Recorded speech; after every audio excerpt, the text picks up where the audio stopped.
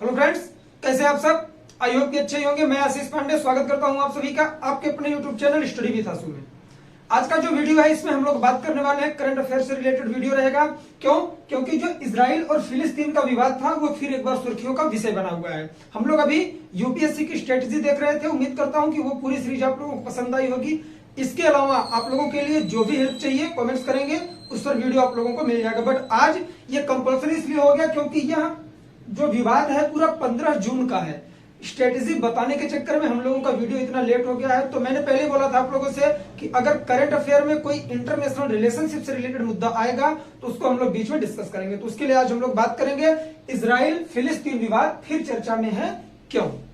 पहले तो मैं आप लोगों को बता दूं कि अगर आप लोग मेंस का पेपर दे रहे हैं तो मेंस में GS2 में अंतरराष्ट्रीय संबंध के तहत यह पूछा जा सकता है आपसे। ठीक, कोई भी टॉपिक पढ़ने से पहले उसका आप लोगों को इंपॉर्टेंस समझना चाहिए कि किस पेपर से कहां से रिलेटेड है, फिर वो पढ़ने में मजा आता है। ठीक, सिलेबस में भी आप लोगों को ये मिल जाएगा। बात करेंगे सबसे पहले इस विवाद पर हम लोग 2 वीडियो शूट कर चुके हैं, उसकी लिंक आज के वीडियो के डिस्क्रिप्शन में दे देंगे। आज बात करेंगे, जो लोग नए हैं उनके लिए मैं बता दूं कि जो इजराइल और फिलिस्तीन का विवाद है ये आई थिंक 8 मई के करीब स्टार्ट हुआ था। कहां पर? यरूशलेम के अल अस्का मॉस्क नामक मस्जिद में। क्या हुआ था कि इजराइल और फिलिस्तीन में हमेशा टकरार होती रहती है। रीजन क्या है कि पहले जो आज का इजराइल है फिलिस्तीन के नाम से जाना जाता था। साल 1948 में ब्रिटिशर्स द्वारा इसका विभाजन किया गया और फिलिस्तीन को इजराइल का नाम दे दिया गया और फिलिस्तीन में ही गाजा पट्टी और वेस्ट बैंक के नाम से फिलिस्तीनियों के लिए 2 जगह अलॉट कर दी गई। ठीक, जैसे ब्रिटिशर्स ने इंडिया का विभाजन किया था, इंडिया और पाकिस्तान में साल 1947 में, उसके जस्ट एक साल बाद 1948 में फिलिस्तीन का विभाजन करके जो पहले पूरा फिलिस्तीन के नाम से जाना जाता था उसे इजराइल का नाम दे दिए यहूदियों का, और फिलिस्तीन को अलग देश का नाम दे दिए वो लोग, और 2 उसको स्टेट दिए, एक वेस्ट बैंक और एक गाजा पट्टी। आप लोगों ने सुना होगा हमास संगठन के बारे में काफी चर्चा का विषय बना हुआ था। गाजा पट्टी जो है उसका जो पूरी तरह से नियंत्रण करता है उसका प्रमुख है हमास संगठन, जिसे आतंकवादी संगठन बोलते हैं। इजराइल और हमास में टक्कर हुई थी। कब यह हुई थी? 8 जून के करीब। क्या हुआ कि ये जो आपका यरूशलेम है ये वहां की राजधानी है। ठीक, चीजें एक एक करके समझेंगे, समझ में आएगी। और यह पूरी तरह से 3 धर्मों के लिए तीर्थ स्थल माना जाता है। मुस्लिम के लिए, ईसाइयों के लिए और क्रिश्चियंस के लिए, सब के लिए एक तरह से सबका वहां पर कुछ न कुछ पाया जाता है। तो यरूशलेम एक तरह से पवित्र स्थान के रूप में फेमस है और यहीं पर मुस्लिम जो इस्लामिक संगठन या इस्लामिक लोग हैं उनका तीसरा सबसे बड़ा पुण्य स्थल है। कौन सा? अल अस्क मॉस्क। अल अस्क मॉस्क नाम का वहां पर मस्जिद है। क्या हुआ था कि 8 मई के करीब फिलिस्तीनी यहां पर नमाज अदा कर रहे थे जुम्मे की। तो क्या हुआ, जब वो लोग नमाज अदा किए और उसके बाद वो इजराइल के विरोध में नारा लगाने लगे। उनका कहना है कि हमें पूरी तरह से इजराइल पर अपना कंट्रोल चाहिए। ठीक, फिलिस्तीनियों का। क्यों? क्योंकि वह पहले ही फिलिस्तीन था। ठीक, पुरानी चीज मैं आप लोगों को बताऊं, रिलेट करूंगा इससे। कैसे? तो क्या हुआ, वहां पर जो सैनिक थे, जो सुरक्षा कर्मी थे इजराइल के, उन्होंने उन पर आंसू गैस के गोले वगैरह छोड़े और उसके बाद उन्हें वहां से भगा दिया गया। तो ये जो क्या नाम है, हमास नाम का संगठन है, हमास ये आतंकवादी संगठन है एक तरह से। यह फिलिस्तीनियों का अगुवा बन गया और गाजा पट्टी से इसने क्या किया, इजराइल पर गोले दागने स्टार्ट कर दिए। उस समय इजराइल के प्राइम मिनिस्टर कौन थे? हाँ, वहां के प्रधान कौन थे?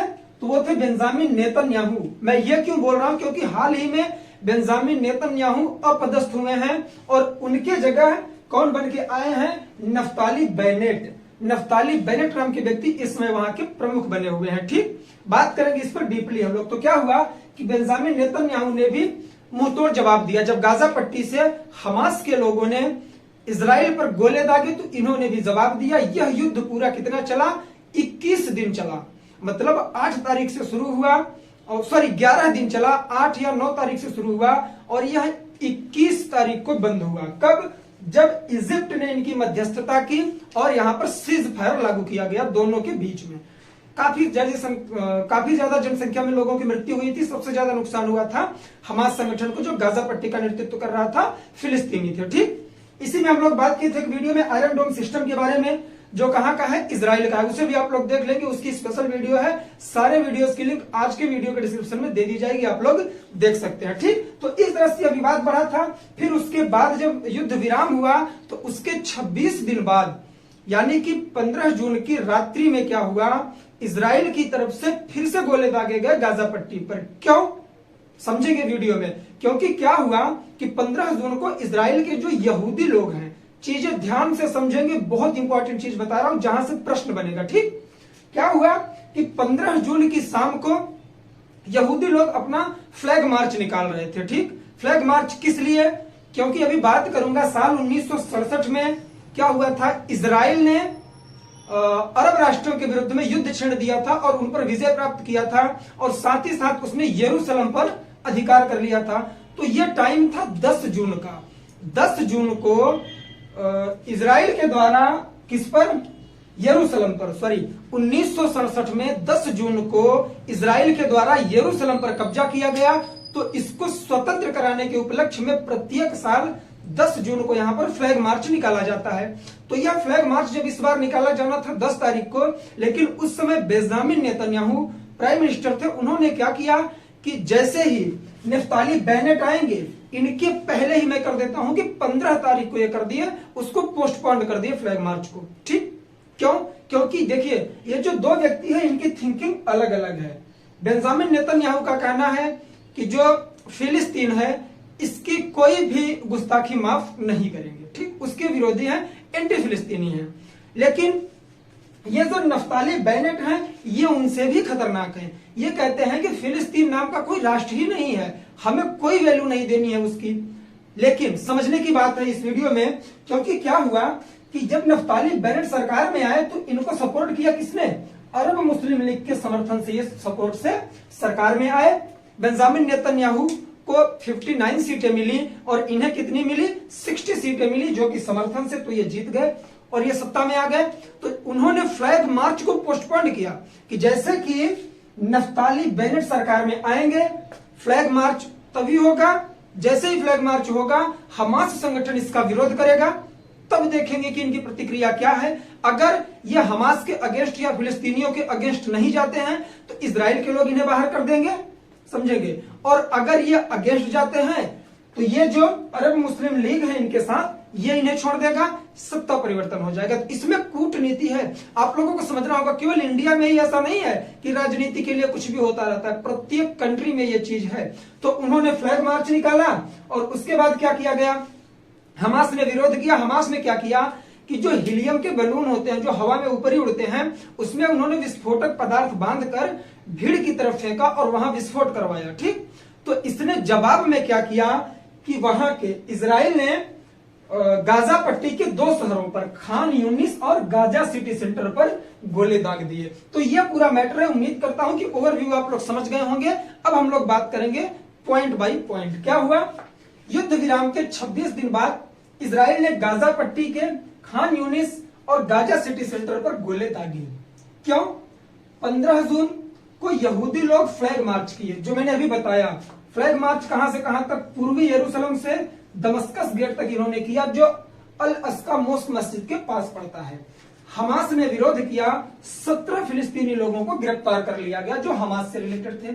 अब इसी का हिस्टोरिकल बैकग्राउंड जो मैंने आप लोगों को बताया कि यह फ्लैग मार्च निकाला क्यों गया था, बहुत इंपॉर्टेंट है, ध्यान से सुनेंगे। ये बात है 1967 की। इजराइल ने सभी अरब राष्ट्रों के प्रति क्या किया, युद्ध छेड़ दिया और यह युद्ध 6 दिन चला। आगे जाकर इजराइल इसमें विजयी होता है और यह युद्ध समाप्त होता है 10 जून को। ये डेट याद रखेंगे। इजराइल ने यरूशलेम पर 10 जून को कब्जा कर लिया। साथ ही साथ प्रेजेंट टाइम में जो इजिप्ट है, मिस्र जिसे हम लोग बोलते हैं, यहाँ के सिनाई पेनिनसुला नाम का एक जगह है, मोस्ट इंपॉर्टेंट है किसके लिए, स्टेट पीसीएस और यूपीएससी के लिए। ये कई बार प्रश्न बना है कि वो कौन सा जगह है इजिप्ट या मिस्र का जिस पर इजराइल ने साल 1967 में 6 दिवसीय युद्ध को जीतने के बाद कब्जा किया था। तो वह है सिनाई पेनिनसुला। इसी जगह पर इसने कब्जा किया। साथ ही साथ यरूशलेम पर भी इसने 10 जून को कब्जा कर लिया इजराइल ने। इसी के उपलक्ष्य में क्या किया जाता है, प्रत्येक 10 जून को फ्लैग मार्च निकाला जाता है इजराइल में। इस बार भी निकाला जाना था, लेकिन बेंजामिन नेतन्याहू, देखिए मैंने यहां लिखा, इजराइल में सरकार बदली, बेंजामिन नेतन्याहू की जगह नफ्ताली बेनेट आए और इन्हें समर्थन किसका मिला? अरब मुस्लिम लीग के समर्थन से।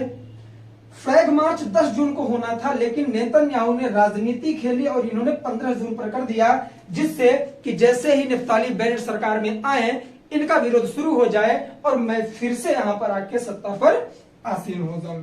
तो ये सारा मैटर था। अगर बात करें कि क्या होगा, या तो युद्ध होगा गाजा में और फिलिस्तीन में और इजराइल में, या फिर नफ्ताली बेनेट की सरकार गिरेगी और बेंजामिन नेतन्याहू फिर से इजराइल के प्राइम मिनिस्टर चुने जाएंगे। अगर मैं बात करूं आप लोगों से, जो चीजें आप लोग देख रहे हैं आपको वर्ल्ड मैप में कहां पर मिलेगा? तो देखिए आप लोगों को यहां पर मिल जाएगा क्या? स्पेन, ऐसे करके मेडिटेरियन सी, ठीक, यहां मिलेगा मोरक्को, ठीक, ये खुला है, ये है जिब्राल्टर जल संधि, यहां पड़ेगा आपका अफ्रीका, ऊपर पड़ेगा आपका यूरोप, और ये है आपका भूमध्य सागर। क्या? भूमध्य सागर।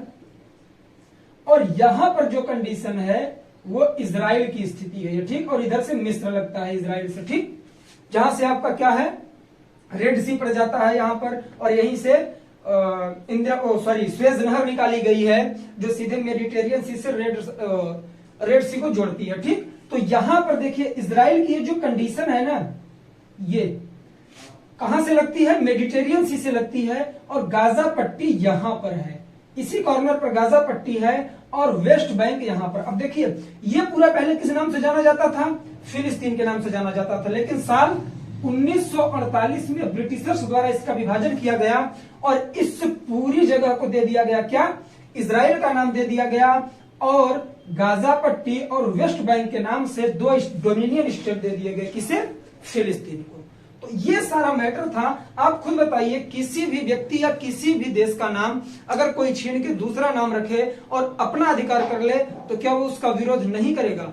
यही रीजन है जो फिलिस्तीन और इजराइल में हमेशा टकराव होता रहता है और यह बंद होने वाला नहीं है। इसी रीजन की वजह से यहीं पर आपका क्या पड़ता है? यरूशलेम पड़ता है, और यरूशलेम में ही पाई जाती है अल अस्का मोस्क नाम की मस्जिद, जहां से सारा विवाद पनपा था। तो आई होप कि आप लोगों को ये सारा का सारा मैटर समझ में आया होगा। अगर आप लोग नए हैं, पुराने वीडियो इससे रिलेटेड नहीं देखे हैं, तो उसकी लिंक मैं आज के वीडियो के डिस्क्रिप्शन में दूंगा। उसे देखकर अगर आप लोग यहाँ आएंगे तो सारा का सारा मैटर समझ में आएगा, क्या था, क्या कैसे थी, सारी चीजें आप लोगों की क्लियर हो जाएंगी। चलिए, तो आज के लिए बस इतना ही। एक बार देख लेते हैं कि यहां से प्रश्न कैसे बन सकता है आपके मेंस या प्रीलिम्स में। सबसे बड़ी बात कि कौन सी मस्जिद थी? अल अस्का मोस्क। कहां पर है? यरूशलेम में। यरूशलेम कहां की राजधानी है? इजराइल की राजधानी है प्रेजेंट टाइम में, ठीक। हमास संगठन कहां पाया जाता है? तो यह पाया जाता है गाजा पट्टी में, जो फिलिस्तीन का है, ठीक। उसके बाद इजराइल और अरब राष्ट्रों के बीच में 6 दिवसीय युद्ध कब हुआ था? बहुत फेमस युद्ध है, जिसमें इजराइल की विजय हुई थी, तो साल 1967 में हुआ था। इजराइल ने इसमें यरूशलेम पर कब्जा किया था, और जो प्रेजेंट टाइम में इजिप्ट की एक जगह है सिनाई पेनिनसुला नाम की, यहां पर भी इसने कब्जा किया था। तो ये चीजें याद रखेंगे। इजराइल के प्रधानमंत्री कौन थे जब अटैक शुरू हुआ गाजा पट्टी का? तो उसमें बेंजामिन नेतन्याहू थे, और प्रेजेंट टाइम में जब यह हुआ है तो कौन है? Naftali Bennett. और नफ्ताली बेनेट ने गाजा पट्टी के किन 2 जगहों पर अटैक किया या सर्जिकल स्ट्राइक की, एयर स्ट्राइक की? तो वो है खान यूनिस नाम का जगह और गाजा सिटी सेंटर। तो इतने पॉइंट है जो मैंने ब्रैकेट में कर दिए हैं, आप लोग इसका स्क्रीनशॉट लीजिए और अपना नोट्स प्रिपेयर करिए। इसी तरह से बीच बीच में कोई भी करंट से रिलेटेड मुद्दा आएगा, हम लोग डिस्कस करेंगे। साथ ही साथ अब हमारी गवर्नमेंट स्कीम फिर से स्टार्ट होने वाली है, तो आप लोग रेडी हो जाइए। प्रेजेंट देखिए क्या होता है, कोई भी चीज पढ़ने के लिए आपको पॉजिटिव होना पड़ता है। पॉजिटिव तभी होंगे जब इसकी इंपॉर्टेंस समझेंगे, ठीक। तो उम्मीद करता हूं वीडियो पसंद आएगा। नेक्स्ट वीडियो में कोशिश करूंगा कि गवर्नमेंट स्कीम की हो, क्योंकि वो बहुत ज्यादा छूट रहा है हमारा, ठीक। सिलेबस पीछे हो जाएगा, इसलिए हम लोगों को कंटिन्यू करना पड़ेगा। जो भी चीजें होगी, संडे को 1 घंटे का लाइव सेशन होगा, जिसमें केवल प्रॉब्लम सॉल्विंग होगी। आप लोग अपना प्रश्न करेंगे, मैं जितना हो सकेगा आप लोगों की हेल्प करूंगा। प्रत्येक संडे इस तरह से हम लोग एक सेशन रखेंगे लाइव का, और उसमें बात करेंगे जो जो आपकी प्रॉब्लम्स होगी, उसका नाम ही होगा प्रश्न आपके और उत्तर हमारे, ठीक। तो चलिए, आज के लिए बस इतना ही। हम लोग वीडियो को यहीं रोकेंगे, मिलेंगे नेक्स्ट वीडियो में। तब तक के लिए जय हिंद, जय भारत, बाय बाय। आप लोग अपना ख्याल रखें।